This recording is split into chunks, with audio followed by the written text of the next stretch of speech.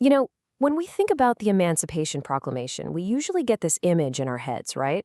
Abraham Lincoln, the great emancipator, signing a piece of paper, and poof, slavery ends. It's a really simple, powerful story. But the real story? Oh, the real story is so much more complicated, so much more constrained, and honestly, so much more brilliant than we usually give it credit for. So let's peel back those layers. The whole discussion around this document, it really boils down to this one question.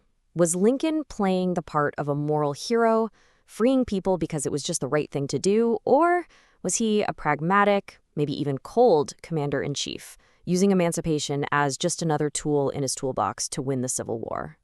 So you basically have these two camps. On one side, you've got the people who see it as this pure act of justice, the moment America finally started to live up to its promise of liberty for all.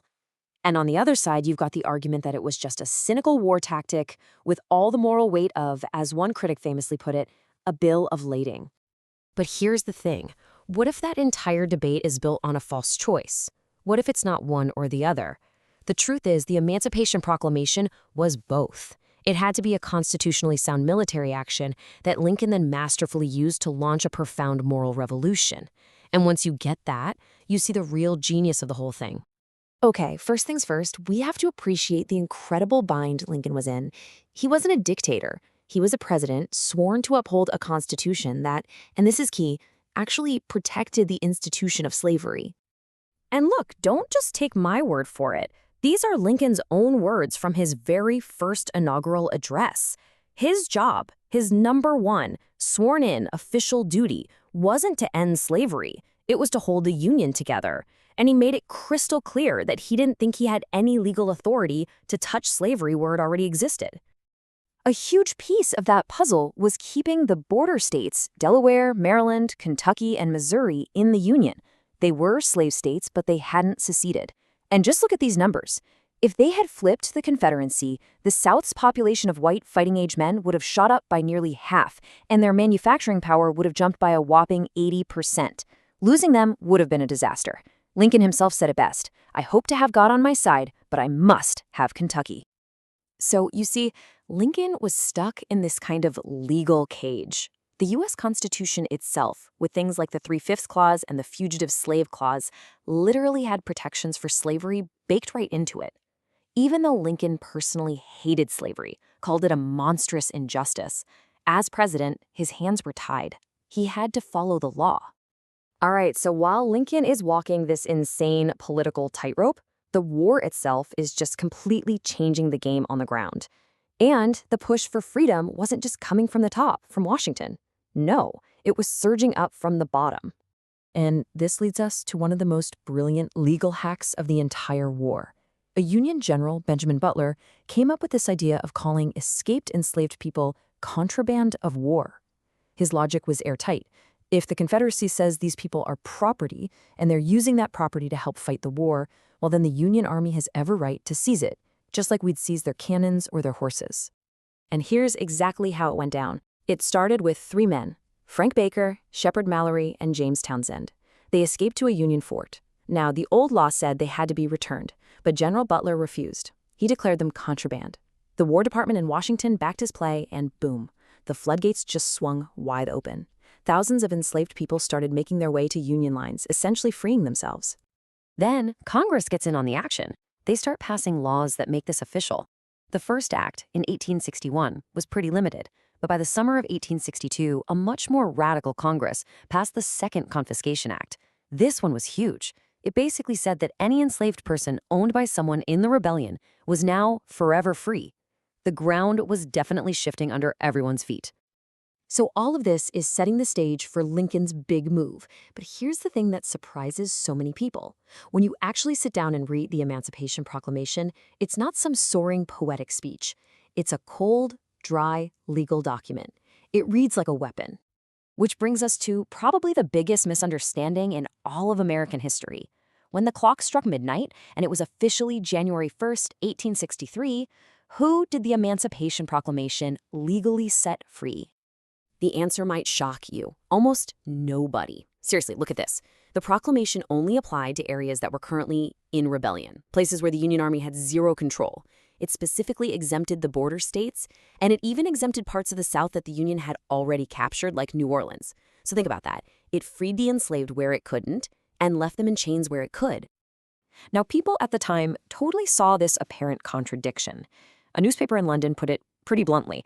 They said the proclamation's principle wasn't that slavery was wrong, but that you could only own people if you were loyal to the U.S. But here's the genius of it. That very limitation is what made it legally defensible. By framing it purely as a war measure aimed only at the enemy, Lincoln could justify it under his constitutional powers as commander-in-chief. So if Lincoln had this idea simmering, why the long wait? Why not just do it? Well, because in war, and especially in politics, timing isn't just a big deal, it's everything. He knew he had to issue this radical order from a position of strength, not desperation. The timeline here tells the whole story. By July of 1862, Lincoln already had a draft, but his Secretary of State, William Seward, gave him some killer advice. He said, wait for a victory on the battlefield. If you issue it now, when we're losing, it'll sound like our last shriek on the retreat. That victory came in September at the horrific, bloody Battle of Antietam. It was just enough of a win, and 5 days later, Lincoln pulled the trigger and issued the preliminary proclamation.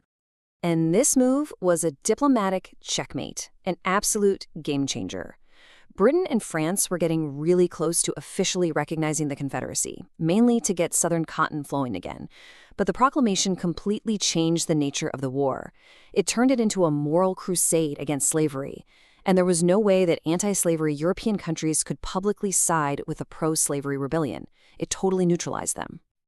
So, okay, we've established that the proclamation didn't magically free millions of people on day one, but its true power, its real legacy, was in the revolution that it unleashed.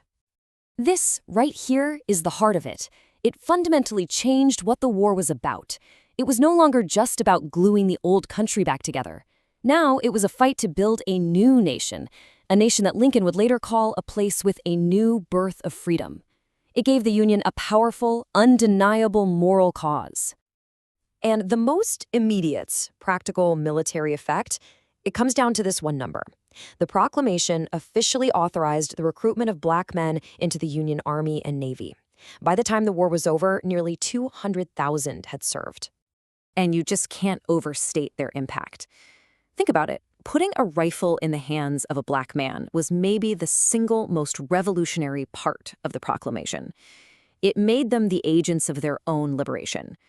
They ended up being about 10% of the entire Union Army, and they dealt this devastating double blow to the South.